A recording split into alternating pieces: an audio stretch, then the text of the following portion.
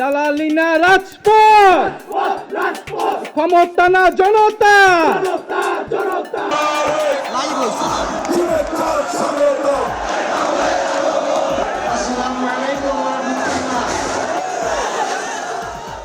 নির্বাচন মানেই হিসাব নিকাশ, কিন্তু এই হিসাবের বাইরেও একদল ভোটার থাকেন যারা কোনো নির্দিষ্ট দলের স্থায়ী ভোট ব্যাংক নন। শেষ মুহূর্তে তাদের একটি সিদ্ধান্তই বদলে দিতে পারে পুরো নির্বাচনের ফলাফল। রাষ্ট্রবিজ্ঞানের ভাষায় এদের বলা হয় সুইং ভোটার।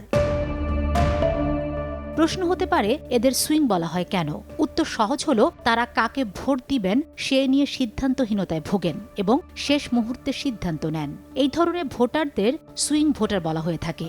এমন ভোটাররা সাধারণত এক এক নির্বাচনে এক এক দলকে ভোট দেন। তাদের অবস্থান স্থির নয় বলেই তারা সুইং ভোটার। ঊনবিংশ এবং বিংশ শতাব্দীর শুরুতে যখন দলভিত্তিক রাজনীতি খুব শক্তিশালী ছিল, তখন মানুষ বংশ পরম্পরায় একই দলকে ভোট দিত। কিন্তু সময়ের সাথে সাথেই একদল সচেতন ভোটার তৈরি হয়, যারা প্রার্থীর গুণাগুণ বা ইস্যু দেখে ভোট দেওয়া শুরু করেন।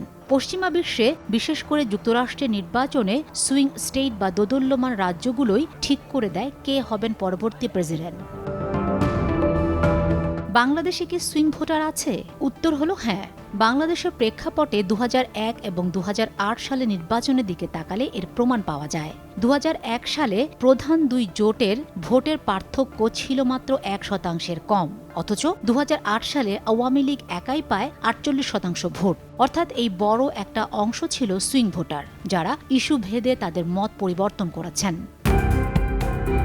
তবে আগামী 2026 সালের নির্বাচনে সুইং ভোটারের গুরুত্ব আগের সব রেকর্ড ছাড়িয়ে যেতে পারে। কেন? প্রথমত, গত 3টি প্রশ্নবিদ্ধ নির্বাচনে একটি বড় প্রজন্ম ভোট দেওয়ার সুযোগ পায়নি। আগামী নির্বাচনে তরুণ ভোটারের সংখ্যা হবে প্রায় 5,56 লাখ, যা মোট ভোটারের 43% বেশি। এই বিশাল তরুণ গোষ্ঠী হতে পারে আগামী নির্বাচনের গেম চেঞ্জার। দ্বিতীয়ত, 5 আগস্টের গণঅভ্যুত্থান পরবর্তী পরিস্থিতিতে রাজনৈতিক মেরুকরণ বদলে গেছে। অনেক বিশ্লেষক মনে করছেন, আওয়ামী লীগ নির্বাচনে না থাকলে তাদের বিশাল একটি ভোট ব্যাংক এখন সুইং ভোটার হিসেবে কাজ করবে। তারা শেষ পর্যন্ত কাকে বেছে নেবে তা এখনও অনিশ্চিত। সুইং ভোটাররা রাজনৈতিকভাবে অজ্ঞ নয়, বরং তারা শেষ মুহূর্ত পর্যন্ত অপেক্ষা করেন। তারা দেখেন কাকে ভোট দিলে দেশ নিরাপদ থাকবে, কার কাছে তার স্বার্থ সংরক্ষিত হবে। ফাতেমা শিলু, সময় সংবাদ।